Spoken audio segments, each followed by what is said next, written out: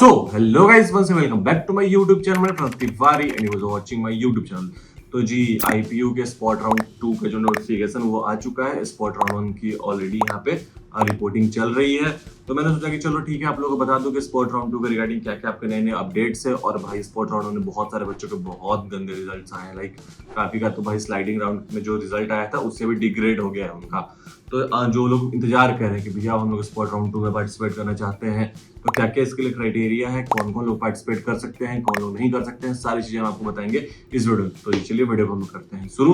तो जो आपके स्क्रीन पे है अभी ये IPU का जो कि आज का सर्कुलर आया है 9/8/2024। आज का जो सर्कुलर है ये है। इसमें आपको सबसे पहले मिल जाता है कैटेगरी ऑफ एलिजिबल कैंडिडेट्स। इसमें आपको 4 कॉलम्स मिल जाते हैं। सबसे पहले कॉलम में आपको बताया गया है कि अगर आपने 1500 रुपए का फॉर्म पहले फिल करा था इनिशियल डेज पे, जो सबसे स्टार्टिंग में रजिस्ट्रेशन होता था वो, उसके बाद आपने 1000 रुपए पे किए थे काउंसलिंग ऑनलाइन अटेंड करने के लिए वो, और उसके बाद अगर आपने 500 रुपए का और जो था स्पॉट राउंड उनका अगर आपने वो भी पे कर दिया है, तो फिर आपको क्या करना है। तो जी आपको कुछ नहीं करना है, आपको डायरेक्टली कॉलेज विजिट करना है स्पॉट राउंड 2 के लिए। वहां पे जाके आपको 96,000 रुपीज की एक DD आपको बनवा के लेके जानी है in the name of registrar.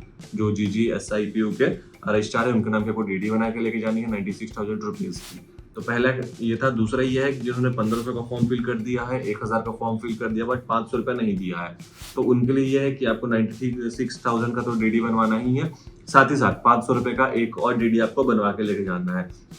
तीसरा वो है जिन्होंने 1500 का पे कर दिया है बट 1000 पे नहीं किया और 500 रुपए पे नहीं किया, तो उनका ये है कि आपको 96,000 का भी DD बनवाना है और 1500 रुपए का भी आपको एक DD बनवाना है। और सबसे लास्ट जो सबसे इंपॉर्टेंट है मेरा भाई, जिसने IPU में अप्लाई ही नहीं किया है बट स्टिल वो अब IP लेना चाहता है, तो हाँ जी, फ्रेश रजिस्ट्रेशन ओपन हो गए हैं स्पॉट राउंड 2 में। तो आप यहाँ पे आके एलिजिबल हो, आप जाके डायरेक्ट कॉलेज विजिट करके वहां पे अपना रजिस्ट्रेशन कर सकते हो। आपको सिर्फ और सिर्फ 2000 रुपए का एक DD बनवा के लेके जाना है। DD आप लेके जाओ आराम से वहां पे, उसका आप और 96,000 का जो DD है वो तो कंपलसरी है ही, आपको ये सब कुछ लेके जाना है कॉलेज में। आगे बढ़ते हैं और दूसरे पेज में आपको मिल जाएगा कि important note regarding conduct of spot round 2। Like क्या क्या चीजें होने वाली है। तो आप लोगों को पता होगा स्पॉट राउंड 2 जो वो ऑफलाइन मोड में होने वाला है। स्पॉट राउंड 1 ऑनलाइन हुआ था, कट ऑफ उसकी सारी चीजें आ गई थी। अब स्पॉट राउंड 2 में लास्ट मौका है जिसको लेना है IPU में, वो यहाँ पे देख सकते हैं। तो इसमें आपको काफी सारे नोटिफिकेशन है, मैं आपको वो भी बता देता हूँ लाइन बाय लाइन कि क्या क्या चीजें। तो मेरे भाई सबसे पहले तो स्पॉट राउंड 2 उनके लिए होने वाला है जिनको अब तक कोई भी सीट मिली नहीं है। लाइक बहुत सारे बच्चों को मान लो अखिलेश दास गुप्ता उन्होंने लिया होगा, फिर उसके बाद उनको अगले राउंड में जाके मिल गई होगी, मान लो VPIT मिल गई होगी, ठीक है, तो उन्होंने तो अखिलेश दास गुप्ता की सीट खाली छोड़ दी, या फिर किसी को सीट मिल गई होगी, वो जाके रिपोर्ट नहीं कर पाया, पैसों की दिक्कत, कोई भी रीजन हुआ, तो वो सीट खाली रह गया होगा। तो उस सीट के ऊपर अब जो वैकेंट सीट्स है, इसको वैकेंट राउंड भी ऐसा बोला जाता है, जो वैकेंट सीट्स है उसके ऊपर आपकी काउंसलिंग होने वाली है, ठीक है। तो जो सीट्स खाली बच गई हैं सिर्फ और सिर्फ उसी के ऊपर आपको अलॉटमेंट होगा। जिन बच्चों ने ऑलरेडी अलॉटमेंट ले लिया है, जो रिपोर्ट कर चुके हैं कॉलेज जाके, भैया आपके लिए कोई भी नया कुछ नहीं है, आपको उसी कॉलेज में रहना है। अगर आप चाहते हो अपग्रेडेशन, तो भाई अपग्रेडेशन पॉसिबल नहीं है, यही बात इस वाले आपको बताया गया है, ठीक है। आगे बढ़ते हैं, दूसरे में बात कर लेते हैं। तो no shifting of admitted candidates, जो मैंने आपको बता ही दिया कि कोई भी शिफ्टिंग आपको नहीं दिखने वाली है यहाँ पे। तीसरा ये कि during spot round 2 the university shall ensure that, इसमें भाई वही बेसिक बताया गया है कि ऑफलाइन मोड में होगा और जो कट ऑफ है कट ऑफ के बेसिस पे ही होना चाहिए, कुछ भी छेड़छाड़ नहीं होना चाहिए, यही सब यहाँ पे बताया गया है।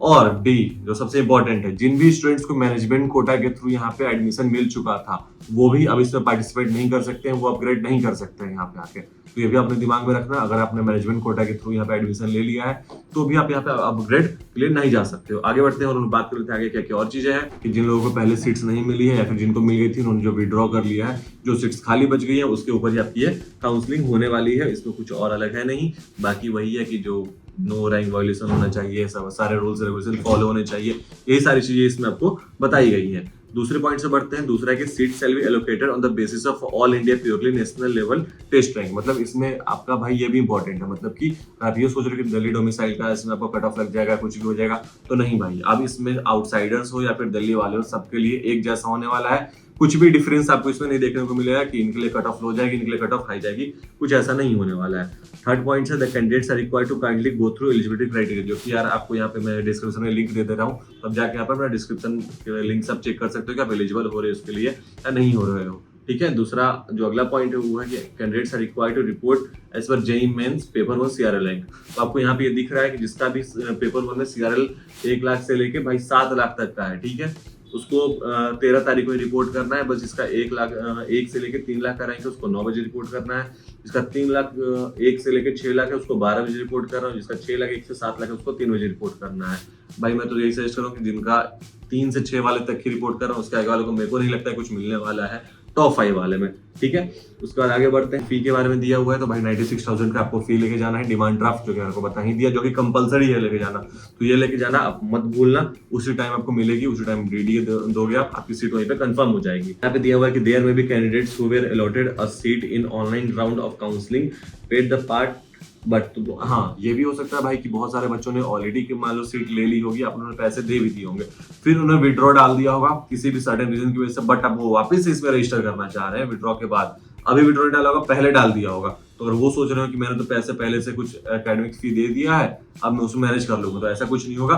वो पैसे आपके वापस आपके अकाउंट में आएंगे और आपको ये फ्रेशली 96,000 का पेमेंट करना ही करना है। ठीक है, यहाँ पे डॉक्यूमेंट्स दे रखा है, तो डॉक्यूमेंट्स का आपको स्क्रीन पे दिखा ही रहा हूँ, आप इसका स्क्रीनशॉट लेके रख लो। भाई यही सारी चीजें हैं यहाँ पे, और भी कुछ इसमें नया कुछ है नहीं।